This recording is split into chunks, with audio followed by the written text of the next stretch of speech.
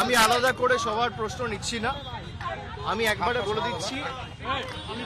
আমি শুনেছি এখানে ভাই আসতে লেগে যাবে,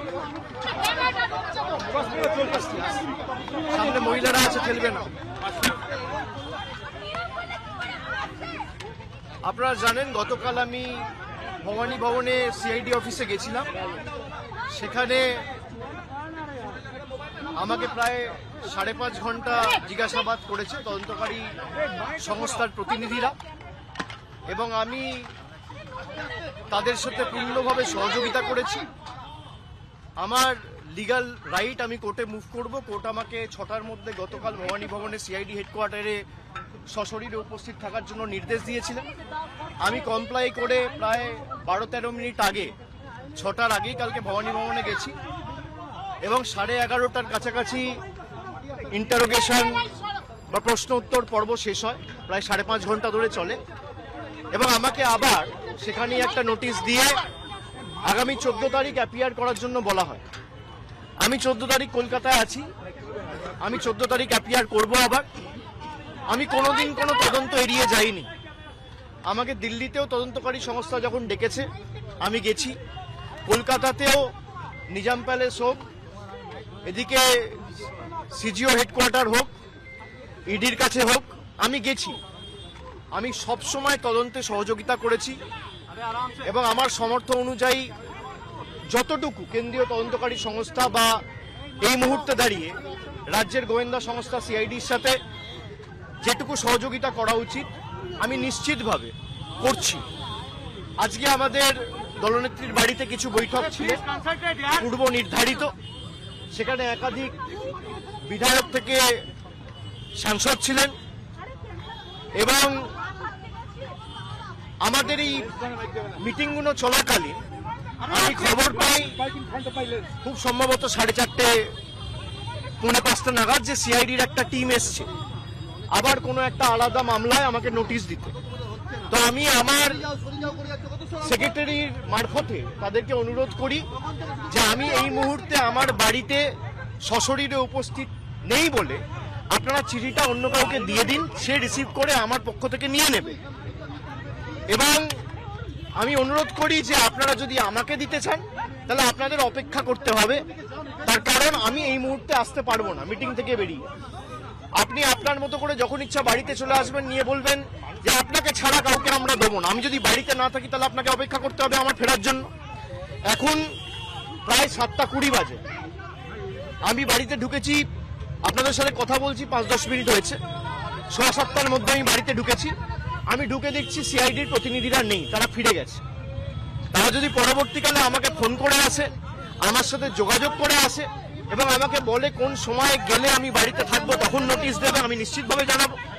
আমি যখন বাড়িতে উপস্থিত নই সশরীরে, তখন যদি তারা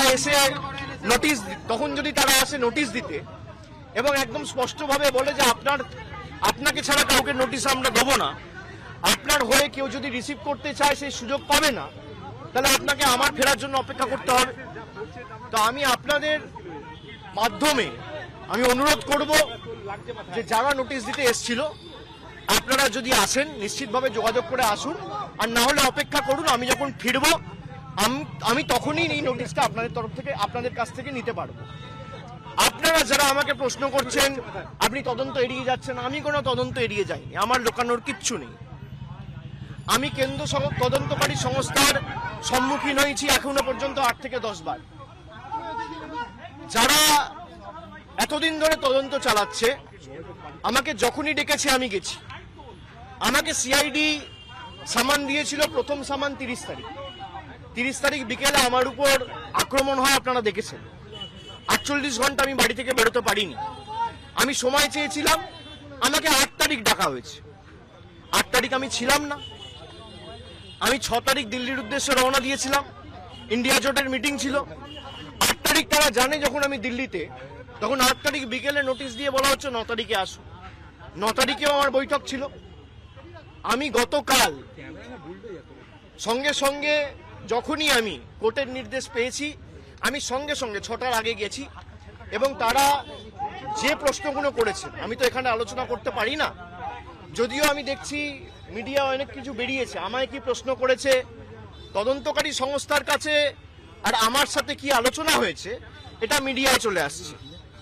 এবং আমি বাড়ি ফেরার আধ ঘন্টার মধ্যে আমাকে প্রথম প্রশ্ন কি করা হয়েছে, আমাকে দ্বিতীয় প্রশ্ন কি করা হয়েছে, আমাকে তৃতীয় প্রশ্ন কি করা হয়েছে, তার উত্তরে আমি কি বলেছি সব আমি দেখছি মিডিয়ায় রিপোর্ট হয়ে গেছে।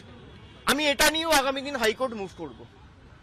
আমি যখন তদন্তে কি আলোচনা হয়েছে কারোর সাথে আলোচনা করছি না, তার মানে আমি ধরে নিতে পারি তদন্তকারী সংস্থার কাছ থেকেই মিডিয়ায় এই খবরগুলো লিক হচ্ছে। যদি লিক হয়ে থাকে ইনভেস্টিগেশনের উদ্দেশ্য তো ঠিক নয়। সুতরাং আমি বারবার তদন্তকারী সংস্থা যেখানে আমাকে ডেকেছে আমি গেছি। আমি যদি কলকাতায় উপস্থিত না থাকি আমি তো যেতে পারি না।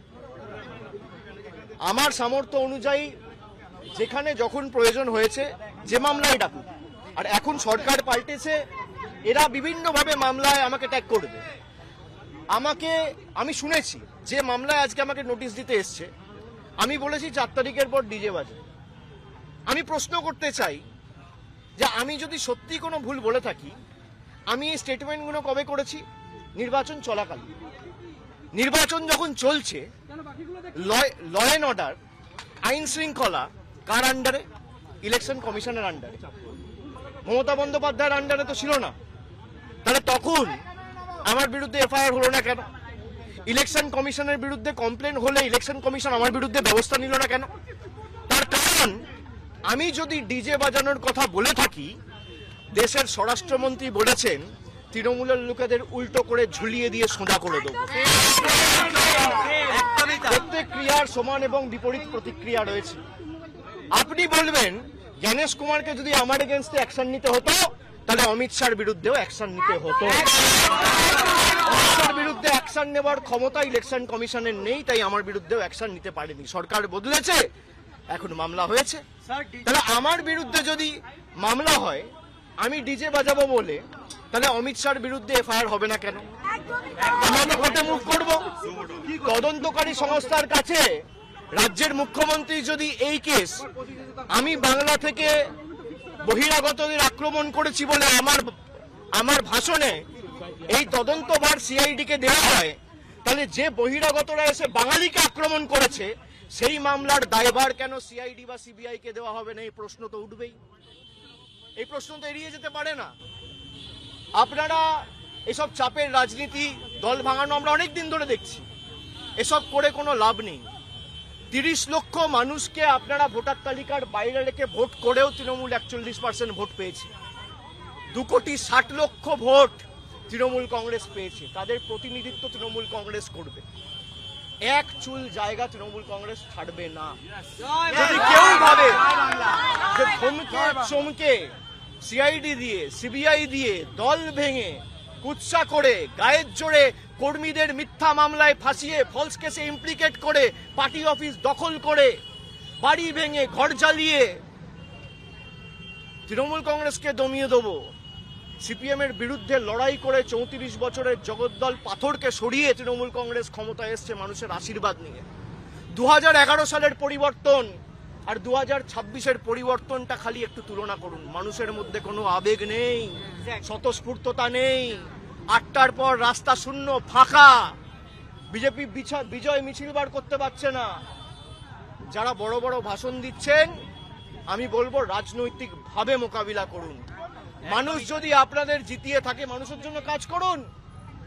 মানুষ বুলডোজারের জন্য ভোট দেয়নি, মানুষ কর্মসংস্থানের জন্য ভোট দিয়েছে, শান্তি শৃঙ্খলা সম্প্রীতির জন্য ভোট দিয়েছে।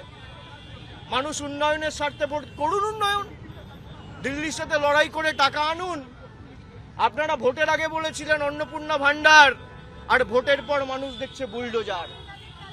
এই দ্বিচারিতা তো চলতে পারে না। আমি মিডিয়ার বন্ধুদের বলবো, কোনো স্পেকুলেশন, কোনো আলোচনা না করে যদি কেউ ভুল তথ্য পরিবেশন করেন, আমরা কিন্তু বাধ্য হব হাইকোর্ট, সুপ্রিম কোর্ট অব্দি যেতে পৌঁছাতে। আপনাদের দায়িত্ব, আপনারা সঠিক তথ্যটা মানুষের কাছে উপস্থাপিত করবেন, পরিবেশন করবেন। আপনারা রটনাকে ঘটনা বানিয়ে দেখাবেন না। আমার সাথে তদন্তকারী সংস্থার কি কথা হলো, আমার সাথে অন্য কারোর কি কথা আপনি দেখিয়ে দিচ্ছেন। আমার সাথে রাহুল গান্ধীর মিটিং হয়েছে, তৃতীয় ব্যক্তি কেউ নেই। আমি আর রাহুল গান্ধী কি কথা হয়েছে আপনারা জেনে গেছেন। আমিও মিডিয়ার সাথে কথা বলিনি, রাহুল গান্ধীও। আপনারা জানছেন কোত্থেকে? আপনারা আপনাদের মতো স্পেকুলেট করে খবর যা পাচ্ছেন বলে দিচ্ছেন। যারা যে শীর্ষ নেতারা আমার বিরুদ্ধে কথা বলছে, দলে আলোচনা করার জায়গা রয়েছে। এবং আপনি স্পেসিফিক্যালি বলতে পারেন কল্যাণ বন্দ্যোপাধ্যায় বলেছে। কল্যাণ বন্দ্যোপাধ্যায়ের অধিকার রয়েছে আমাকে নিয়ে কথা বলার। কল্যাণ বন্দ্যোপাধ্যায়ের অধিকার রয়েছে আমাকে নিয়ে 4টে কটু কথা বলার। কল্যাণ বন্দ্যোপাধ্যায় আমাকে ছোট থেকে মানুষ করেছে, আমি বড় হতে দেখেছি।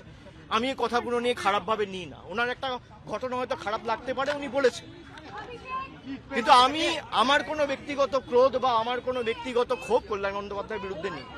আমি তাকে আগেও সম্মান করতাম, আগামী দিনেও করব। আমি